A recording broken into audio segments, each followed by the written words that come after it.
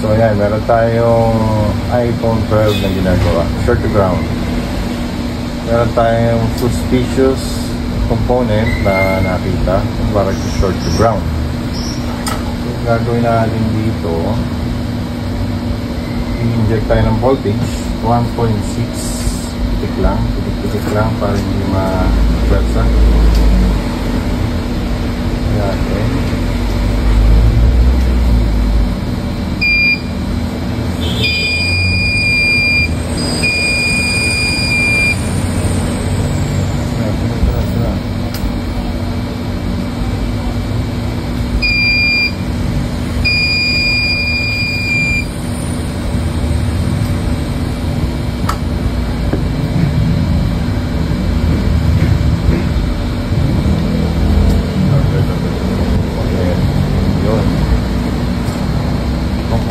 Na to,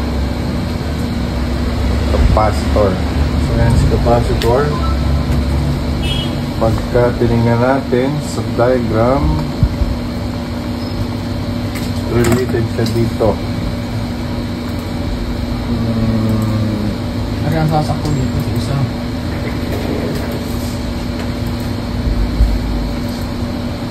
So yan, dito pa lang kasi sa kanyang yan, ito lang kasi ang lumalabas. Ngayon meron tayong resistor. Pag kinilik natin yan, lalabas yan. Then ayun na yung mga component na pinabibilangan. So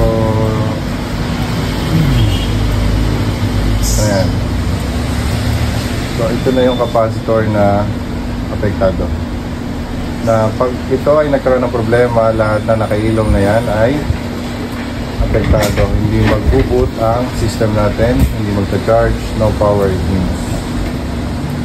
So ayan, tatanggalin natin para mawala na yung problema sa iPhone 12. Design. Nilaglag yung camera.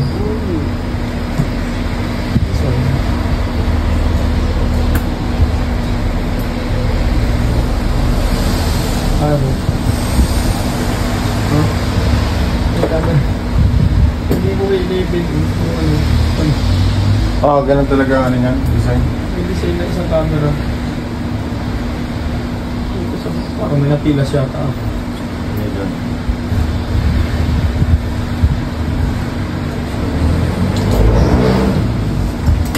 Then, verify natin kung short to ground nga ang component na yan. I-tester natin ang I2C09.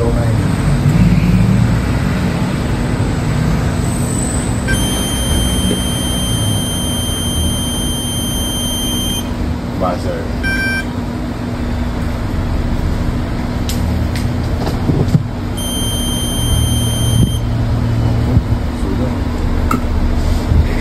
Tanggal na ang problema nito iPhone 12 na ginagawa natin.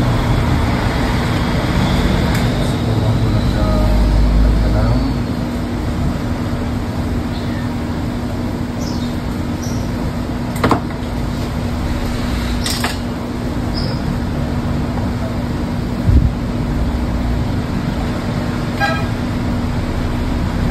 Wala na siyang